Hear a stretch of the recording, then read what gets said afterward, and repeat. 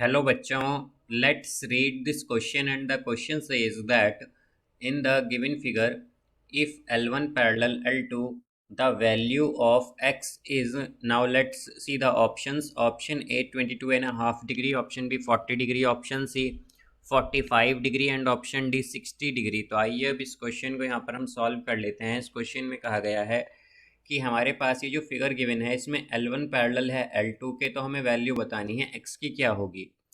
तो यहाँ पर हम की कॉन्सेप्ट यूज़ करेंगे, कॉन्सेप्ट दैट सम ऑफ। तो हमारे पास जो सम होता है को इंटीरियर एंगल्स का, को इंटीरियर एंगल्स वो होता है 180 डिग्री, इज़ 180 डिग्री।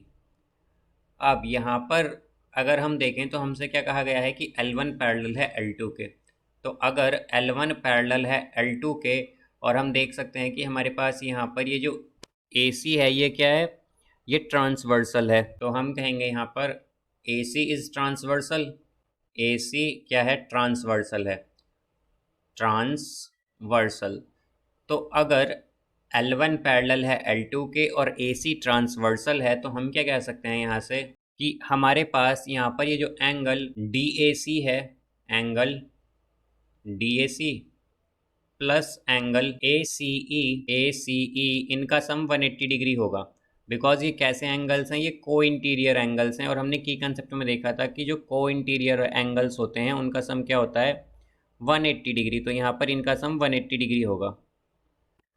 अब यहाँ से हमारे पास एंगल DAC अगर हम देखें तो क्या है, तो गिवन डायग्राम के अकॉर्डिंग एंगल DAC है हमारे पास angle A plus angle A।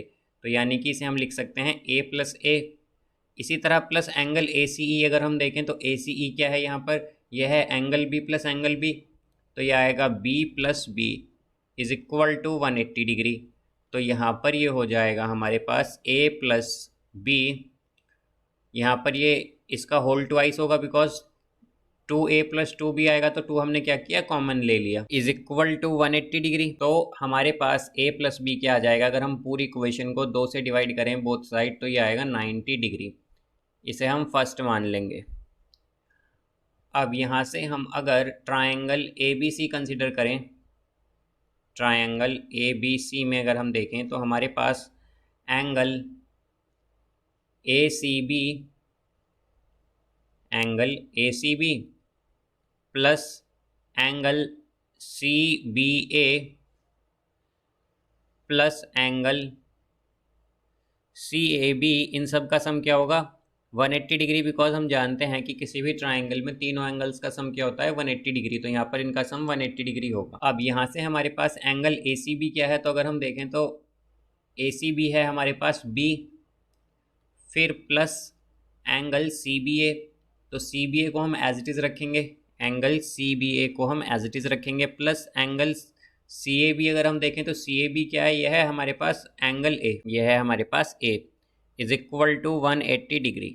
अब अगर हम देखें तो A प्लस B, तो A प्लस बी क्या था हमारे पास, 90 डिग्री आया था इक्वेशन फर्स्ट में। तो हम क्या कह सकते हैं कि A प्लस बी की जगह 90 डिग्री आएगा, तो यहाँ से ये आएगा एंगल CBA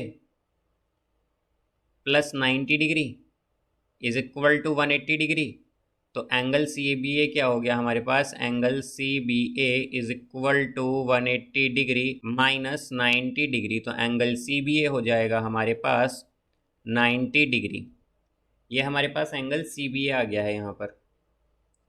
अब यहाँ से हम अगर देखें तो बट हमें क्या बताना है, हमें बताना है x की वैल्यू।